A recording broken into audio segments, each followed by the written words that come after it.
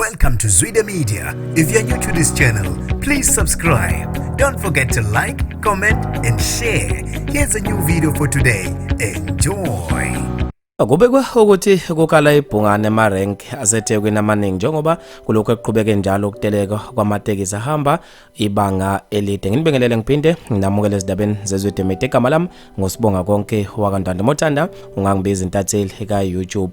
Erenk yamatekisi ahamba amabanga amade iYMCA enkabeni yeTheku kanye neyaseDurban Station kome kuthenkwe njengoba kuqhubeka isiteleka samatekisi ahamba amabanga amade. Kubekwa ukuthi siqale ngoLwesihlanu kulobiza isomi njengoba kungekho neyodwa itekisi eMalenka hamba amabanga amade. Kube ukuthi osomatekisi bahlanganile njengoba bekhala ukuthi uShanela awubuyise amatekisi adliwe ukuze bezokwazi nokuqhubeka ukusebenza. Bagcina ngalapho bebese beqhubeka nokuyovala emgwaqeni uN3 ophuma eThekwini njengoba bethi bafuna isikhalo sabo size sizakala. Abantu babalisa kakhulu njengoba bekhala ukuthi ezokuthutha ziyadingeka esikhathini lapho sesingene khona emaholidini kaZibandlela.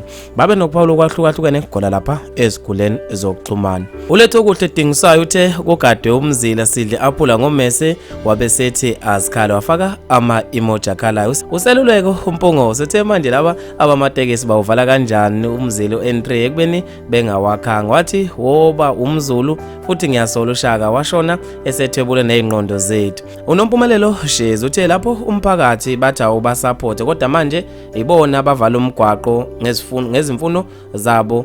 Uma thina sivala umgwaqo beza namaphoyisa besijahe namhlanje kungabo abesethi-ke ake sibukeke bazokwenza njani nohulumeni wabo abasuke behlangene naye ngoba evele ezama indlela yokuqeda ngamatekisi ukuze afake amabhasi azoba ngaphansi kwakhe. Bafethu-ke abantu babe nokuphawula kwahlukahlukene khona lapha eziguleni zokuxhumana. Abantu bayaxwayisa ukuba uma uhamba ubanga elide amatekisi awekho abahloniphe lokho njengoba amatekisi esesitelekeni nje ukuze kuziwe izimfuno zabo. Mina njengentatheli kaYouTube sengayidede indawo ngithi awungibambe evidweni elandelayo. Ngizofisa ukuzwa ukuphala kwakho ngalo lolu daba.